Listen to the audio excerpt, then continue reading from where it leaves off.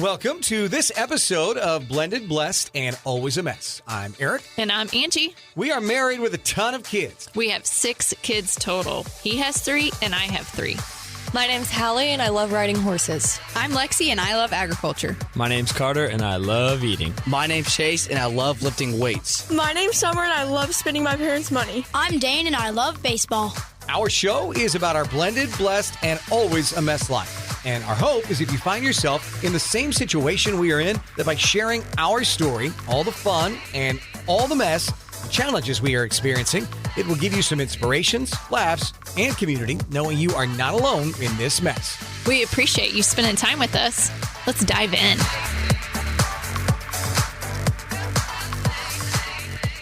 This episode of Blended, Blessed, and Always a Mess is sponsored by the children's book Feathers Matter. As our kids grow up, they face challenges in their life, and knowing their self-worth and their value is crucial to face the headwinds. Purchase this beautiful story to read to your kids and grandkids and start the conversation with them at a young age. They are worthy, they matter, and their feathers matter. You can find a link to order on our Blended, Blessed, alwaysamess.com page. Mention code #blessed for an autographed copy. Welcome to this week's episode of Blended, Blessed, and Always a Mess, where tears will flow. If you don't have your tissue with you, we highly recommend that you have them. We know what's going to happen today. And so if you are familiar with our story, if you're new to our story, tissues are needed for today's episode. So I've tentatively titled today, Angels on Earth. And I think that's fair. As they look at me and they're like, start to cry already. Guys, come on. But that's the tentative title is Angels on Earth. You know, last week I visited with Shay, who has been my pastor for years, and he was with us in the room.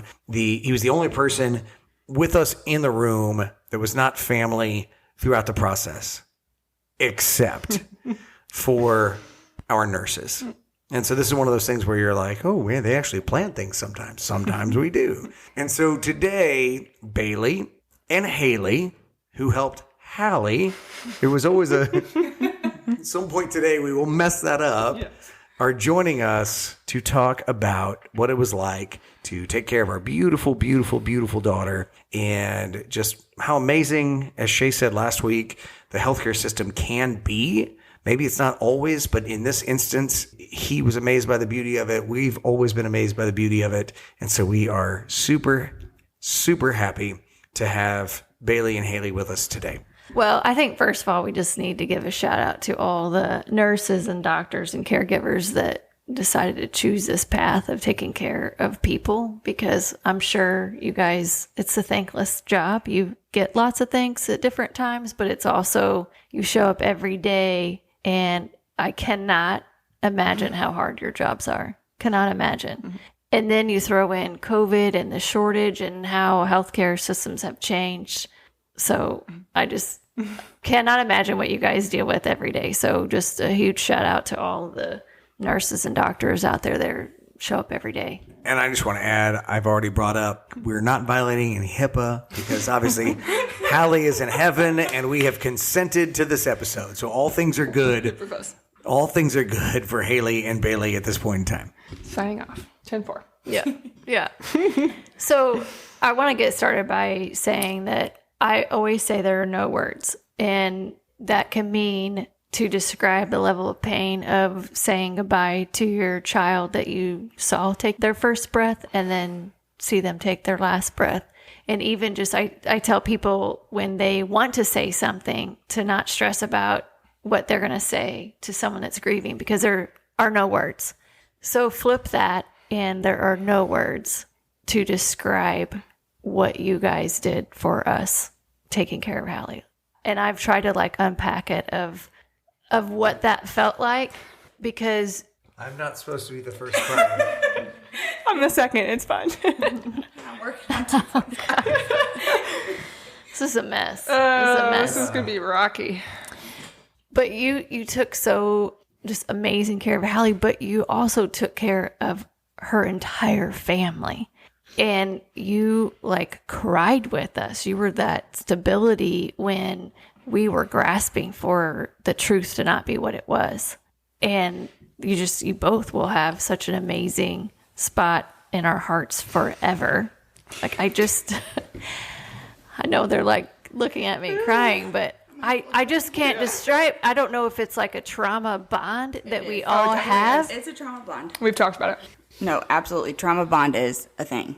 Like through and through, when you say no words, when you're trying to describe trauma bond, there's no words. There's just this connection that is hard to even describe to anyone. It's there. It's there. It's there and you see it. Like I feel like when we see each other, we don't even have to say anything. It's just like you were forever connected because you were together in the most horrific times. Yes. Yeah. Most horrific times. For sure. One of the things that jumps out at me of just a moment that's forever ingrained in my brain, and I know we've talked about it several times on the podcast, but me saying to you, Haley, of like, I can't get close enough to Hallie. And it was just like, we'll get in bed with her. Yeah. It was no big deal. I think you both. Yeah, you sent the questions, like, what's your most, like, ingrained moment with us as a family and stuff. And I was like, us accommodating you getting in bed with Hallie. Like, oh, my God. There was no question. Like, we just had to scoot over. And I think it's something that is unique to the situation, like with Hallie, is that there were 2 nurses taking care of Hallie. One was on the clock, one was not. But also, I have that this is family, and I don't want to. There's this respect as a nurse, like you don't want to cross boundaries. You know, like I don't want to touch IV pumps. You don't want to do this. You don't want to do that. It didn't matter. And I asked Haley. I looked at her. I was like, I want Angie in bed with her. There's like, no choice. We're doing it. Yeah. I don't know that we've shared this. I don't know that we have. If we have, it's been very like minimal for people to try to figure out. But the truth of the matter is, Bailey is my niece, Lexi and Carter's first cousin. And so she was there when we showed up that night. She then gave up the next 2 days of shifts and had her best friend in the world and her most trusted confidant take care of our daughter, Hallie. So that's when she called Haley. Haley came in. And so that's why when she says we had 2 nurses, we did. Bailey was supposed to work. She knew she couldn't. It wasn't fair. It wasn't the right thing. So she called in her best friend that she trusted more than anything. But then she stayed with us the entire time. So we had 2 nurses throughout the process just because God was really good in that moment, I think. I think that's the best way to probably say it. Yeah, and that moment of crawling in bed with her, like, I can't even describe what level of gift that was. Because there's so many, I've connected with so many moms that have lost their kids and they don't get that opportunity. And I will never forget laying next to her for that day and a half and my arms wrapped around her. And the twins, they've even said now, like, I wish I would have laid with her longer. And I try to talk about that as much as possible on here. So when people know, because you don't know what you're supposed to do and not do. Like, it's even felt awkward walking in the room of just like, okay, like, do I hold on to her hand? Do I not? What can I do? Right. Yeah. You just don't know what to do. And just to have someone like so matter of fact of no big deal. No big deal. Get in bed with her. Yeah. We'll scoot her over. We'll move her over. And it just, I didn't have to think about it. Yeah. We will move things to make it possible, but get in bed because you are draped over her sitting. That is one of the things that are ingrained in my brain are you sitting in the chair and draped across her. And I said, no. This is not happening. Yeah. No, you're getting in bed. I actually just remembered this, and I guess one of those things you block out of your memory is as we got the phone call here, and I can see everyone in our home, and I'm texting a guy I know on Life Flight, and I started texting you. I forgot about this, and I was like, are you working?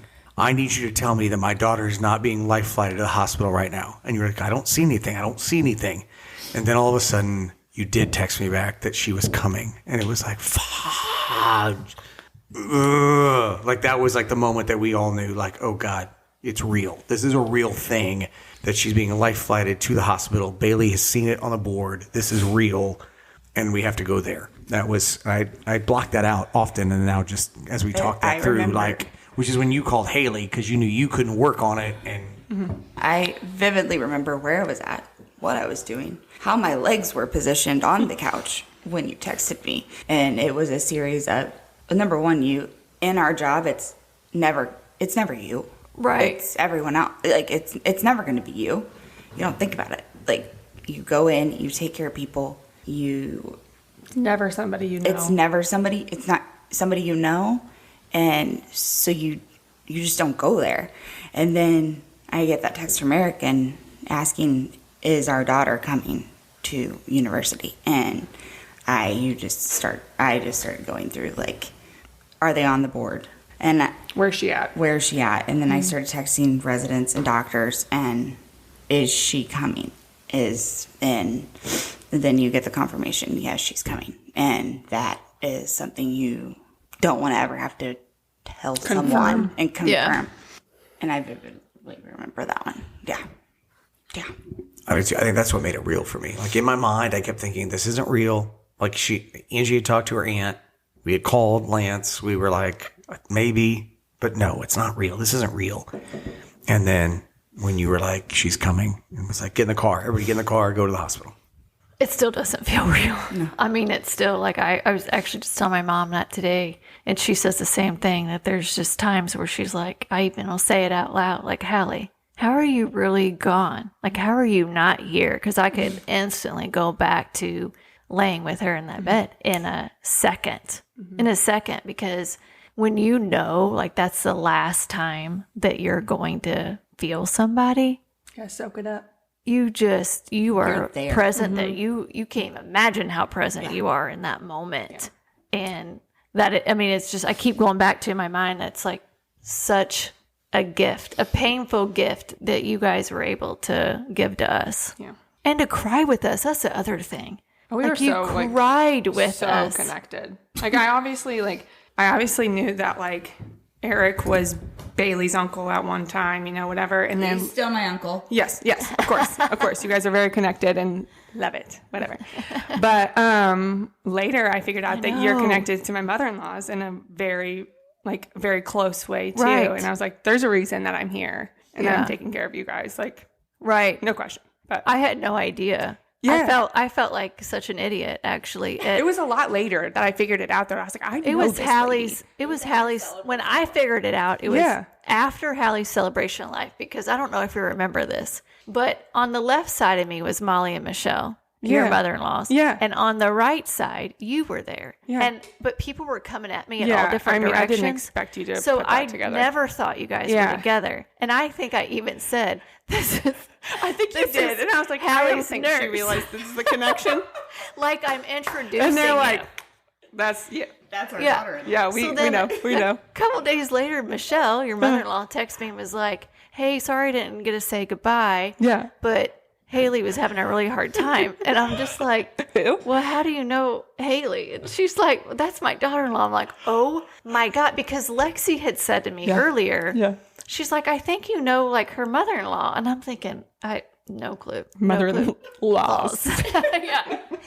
No clue. And so anyway, it is people are intertwined in your life and show up for a reason. Yeah. And that's, it took me a minute. It did take me a minute. I was like, obviously being there for Bailey and for your family and whatever, but like, it took, like, I met you guys once at D Rose and I was like, I know her for some reason. Yeah. And I couldn't figure it out. And then, of course, after 2 days caring for Hallie, it just kind of like all connected. Yeah. But there's a reason that we're as close as we are and why I took care of Hallie. Yeah. So the other day, whenever you guys asked us after finals, and I was with another nurse that I work with, and you can't do this job without working with people that speak your language and you like work as a team. Like, you can't do it. But everyone has a different role and like different way of caring for people. And I called Haley and I was like, look, you don't have a choice in this. You're going into work tomorrow. You're who I want. And you're taking care of Hallie. And that's it. And I'm like, you're the perfect person. We are one. And we deal with things the same. And I need you to do this. Like, and she did. And she's part of our family. You're both a part, like, are intertwined, as you said, like the trauma that we talked about earlier. Like, it's the trauma bond that we all have together. And it's It's thick. It's thick. Thank you. That's probably the best way to say it. Yeah. It is thick. Yeah. But in this instance, it's not something that needs to be negatively looked upon. Yeah. Like it was beautiful. Yeah. Yeah. Yeah. It's definitely something that, I mean, we talk about this all the time. We're trauma bonded in multiple ways, just working together. But this specific situation bonded us in a different way and then bonded us together as well. And it's definitely a beautiful thing. Like, I don't want you to be triggered by, the whole thing of me taking care of Hallie. Like, I love you guys. I love your entire family. So it's definitely something. And you braided her hair. Yeah, we did. It was cute. It was so cute. Yeah, it was cute. That's one of my favorite parts. That was on my list. And I said, like, why did they braid it? And she's like, because we were hoping for like brain waves and we were putting things in. And you kind of blocked that out because everything was such a blur. And I was like, oh, in my mind, I had built it like you just did it because you just instinctively knew that she loved her hair braided. And you did such a great job on the hair braids. And we do it pretty frequently. We do it frequently. But it definitely fit Hallie's, like, it fit her mold and, like, what she stood for and, like, her whole cowgirl thing that she has going, which is super cute. And I was like, so also another thing that I loved about making a moment for you guys was taking her neck brace off. Like, her being her. Yes. And that was really, that was really special, I thought. I mean, there's so many things. I think me and Bailey specifically, we have to kind of approach the fact that, like, you guys are one in a million. We don't treat every patient like this. I was able to be, 20% focused on Hallie and, 80% focused on you. And then she was my little liaison. Yeah. Yeah. So I think it's, to be clear, is like, we would love to do this every single time, but I was just fortunate enough to be able to do that with the help of Bailey. Yeah. So I would love to do this for every family, but not every family is as cohesive as you guys are and welcoming, and you wanted our support and we were able to help you. So we really do appreciate that. You made it easy. So easy. Well, but there were so hard. many of us. But so hard too. Kind of a big family. Yeah, just a little bit.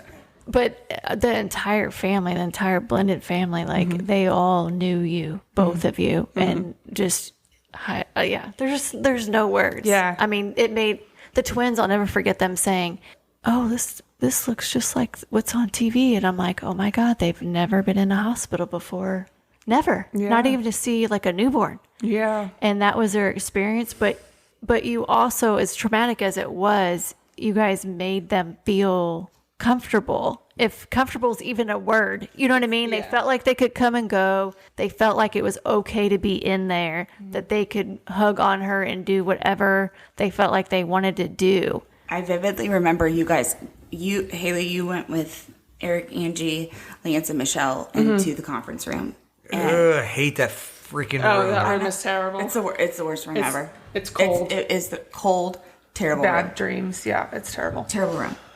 Traumatic room. But you guys went into the room, and I had a moment with the kids and Hallie, and we surrounded her bed, and all the bed rails were down, and they got to ask questions, like questions that I don't think that they had like felt like, okay, this is a good time to ask, like, and inquisitive. And very inquisitive and curious, but very real questions, like.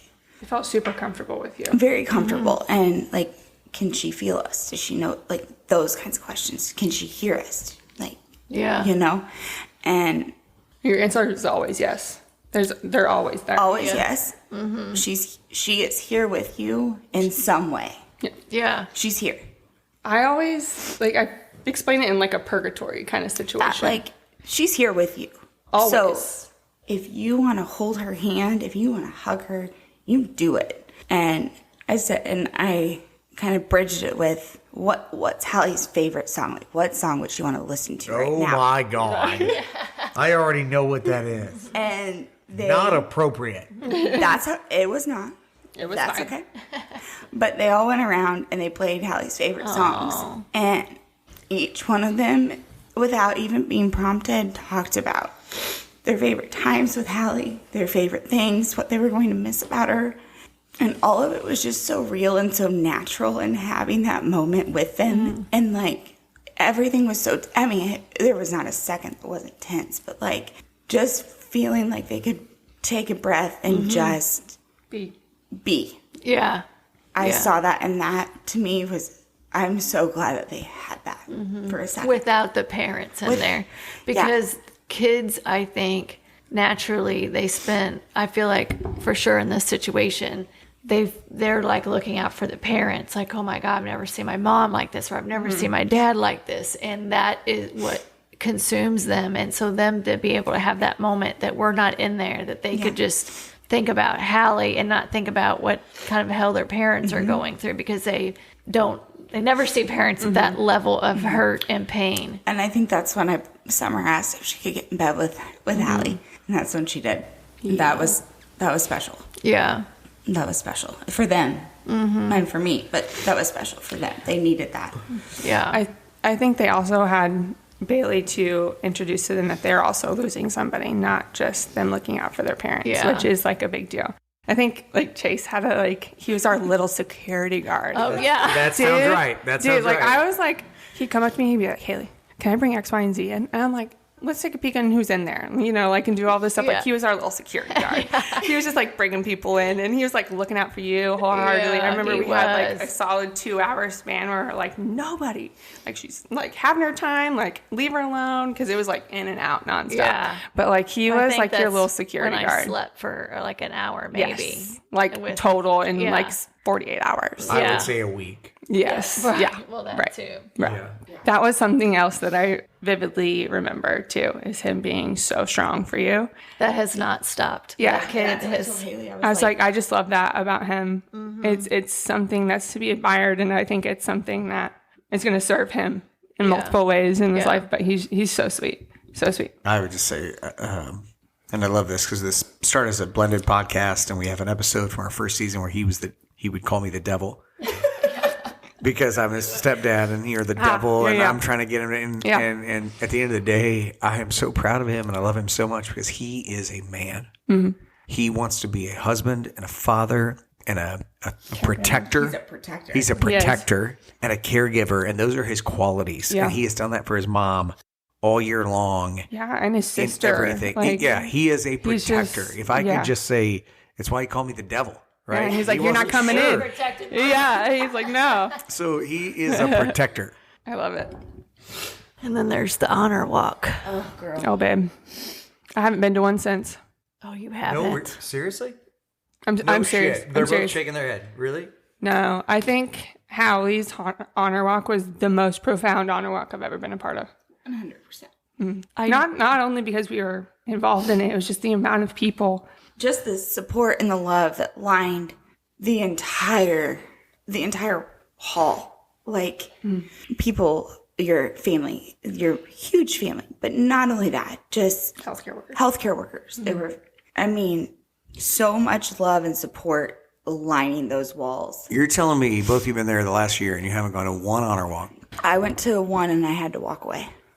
So I have I've been involved in a lot of MTN cases, and I used to personally. And that's Missouri Transport. Midwest. Midwest Transport. Yeah, Transplant Network. Oh. And so because I worked in the neuro ICU prior to SICU, and I loved that aspect of my job. I think honor walks were a way for people to appreciate the grieving process, but also appreciate the giving of, of life and stuff. But like I said, Hallie's honor walk was the most profound one that I've ever been a part of.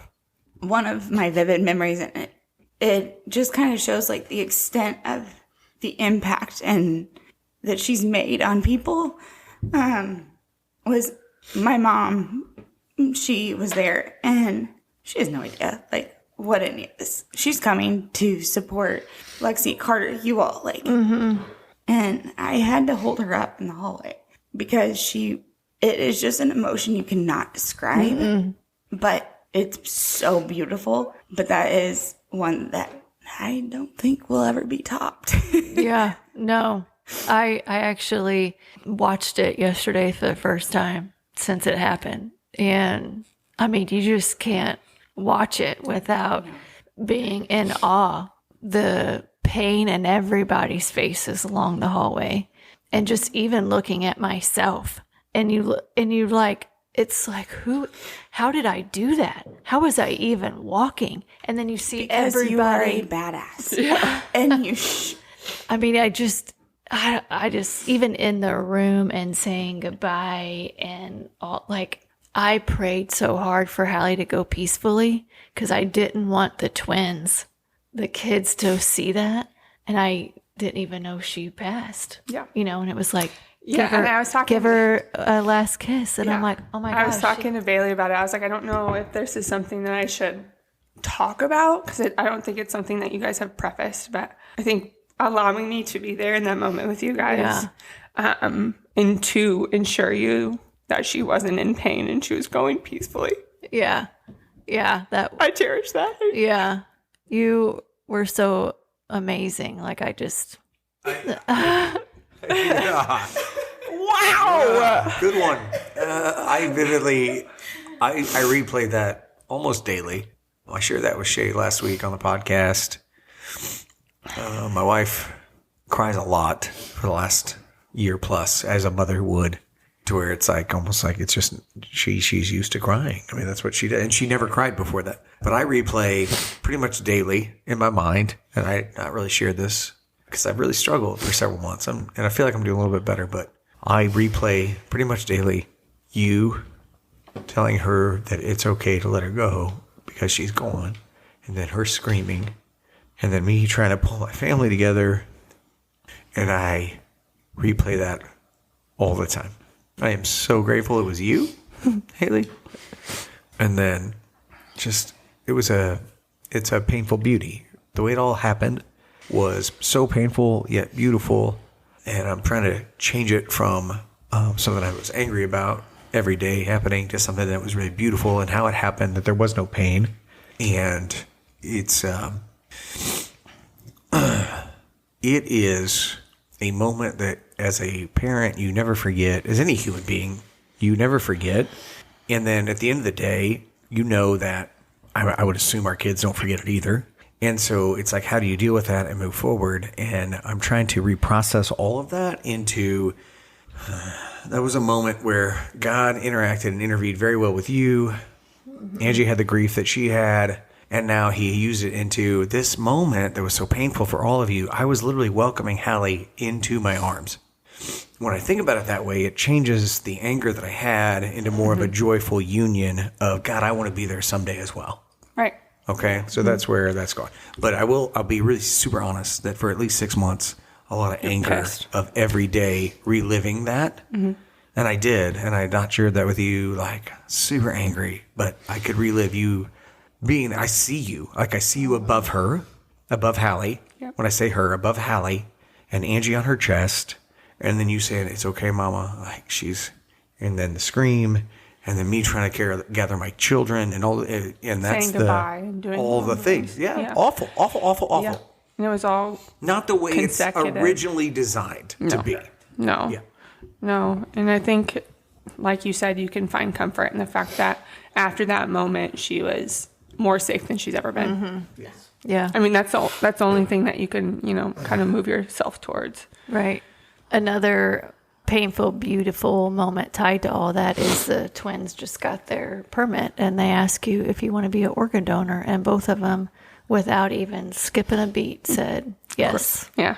Of course they do. Mm. I mean, I think that's something too. People don't realize what a gift that is, and how they're truly honored. Mm-hmm. Like, I had no idea that they did all that. No idea. Yeah. It's like a moment for everybody. Mm-hmm. I would say it's almost more beautiful than a funeral procession, mm-hmm. or like, a visitation, mm-hmm. because they're there as you're saying goodbye. And like, I felt no need after that to do any type of, it's like we already had that for mm-hmm. people that were there, mm-hmm. holding us up as we walk through the hallway with her. Yeah. It's definitely a different situation, and it's something that until you experience it, whether as a provider, healthcare provider, or a family member, like, it doesn't make sense. It doesn't. But like I said, you're mixing grief with positivity and Right. like new life and all Right. of this stuff, which is like really, really, really profound and really, really hard to understand. Yeah. Because you have, mixed feelings. And, us as healthcare workers, we're taught to kind of separate it. And there's no possible way that I could have. That's what I was going to ask you guys is like, how do you deal with this on a regular basis? So hopefully this is a one-time thing for us, right? And we never have to go through that again. Yeah. But you see it every day, especially working in the ICU. So how do you guys handle that? Okay, so we were talking about this earlier today. We spend our entire nursing school career teaching us nursing skills-ish. And then you get out of nursing school, and then your entire first year is figuring out how to be an actual nurse. Nobody actually ever teaches you that. Either you have it or you don't. In the name of self-preservation, you figure out how to separate. You have to. You have to. But in certain situations, it is appropriate to not. And this was one of those. I have a book. It's like a notebook, a journal. And I will write down certain patients and just like the date. So I never forget it. And there are 5 of them in there. And you cannot do it for everyone, or you will mentally not be able to, you won't be able to function. So there's just something that brings you to be able to decide when you put every 197,000% into it. And you just know. But you have to be able to separate it. Yeah, because I don't know how you could turn it off. Like you would have to be connected to every patient that you had. And I can't even imagine that. Yeah, So does it take a long time to sort of be able to turn it off? So my entire first probably almost year and a half, 2 years probably was figuring out how to separate it before I went home, or even to separate it in the moment, because it was us critical care nurses. We're able to work under pressure, and we're able to fix things when it's not fixable, etc. Like that's kind of our skill set. But like I said, Did you guys just see that? She's here, guys. Our she might lights be just here. flickered. Hallie showed up. What up, babe? Hey, girl.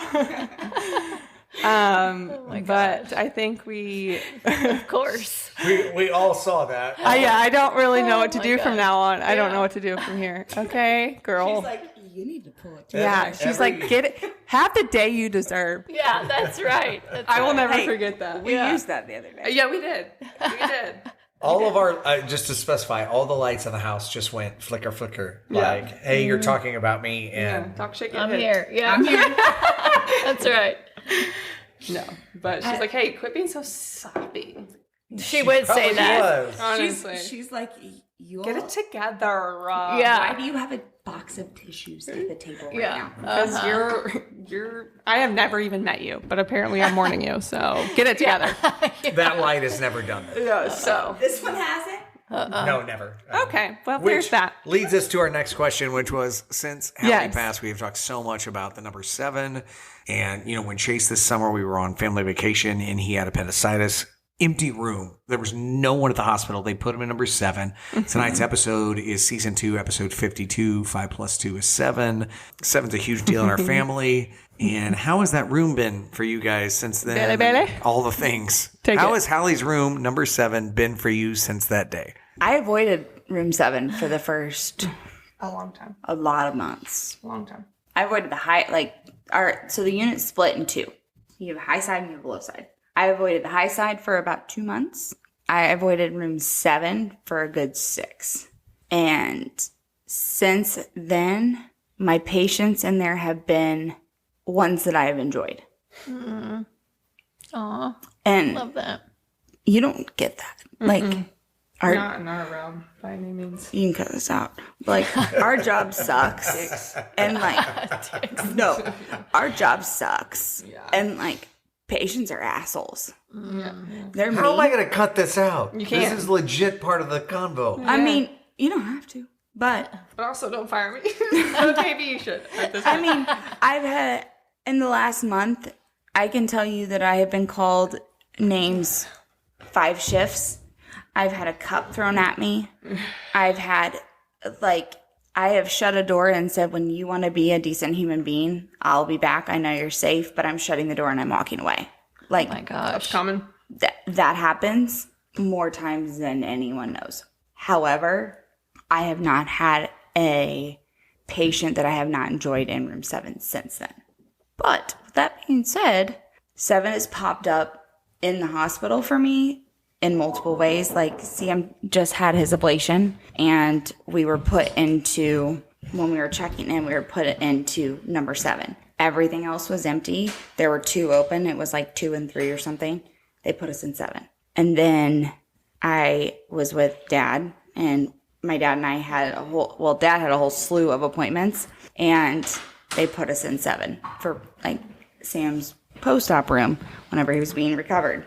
7. So 7's just continuously popping up. Has she messed with lights like we hear about so much? She's done in our home, the home that she first grew up in with Angie and Lance. Has she messed with lights? She seems to like lights, like we just saw in the last couple of minutes. Our lights in our apartment, in our master bathroom, Oh, yeah, they have been doing that recently. flicker all the time. She likes to mess with lights. Yeah. As we've already covered today, this is a instance that you can't do with every family, and you were like, this isn't going to be our family. And then for you, Bailey, it was. But what is something that you want families to know if they're in critical need, critical care, and they're coming to see incredible nurses like yourselves? What do you want them to know? You're doing this for a reason. And I do think you're special human beings. Like we just talked about, you have to check it at the door when you leave. You're special human beings. What do you want people to know? We're here, and we want to take you in and emotionally be available and however you need us, and we will meet you there. You tell us what you need and we will make it happen, because no one prepares for these moments. There's no way that you can prepare for it. None. Even in times whenever you know it's coming. Like, you have no idea how to act, react, what emotions are real. You have no idea. Because you can't imagine it. Like, we all say that. Like, I can't imagine. And it's like, that's so true. But you really because can't. you really cannot imagine what it's like until you're in it.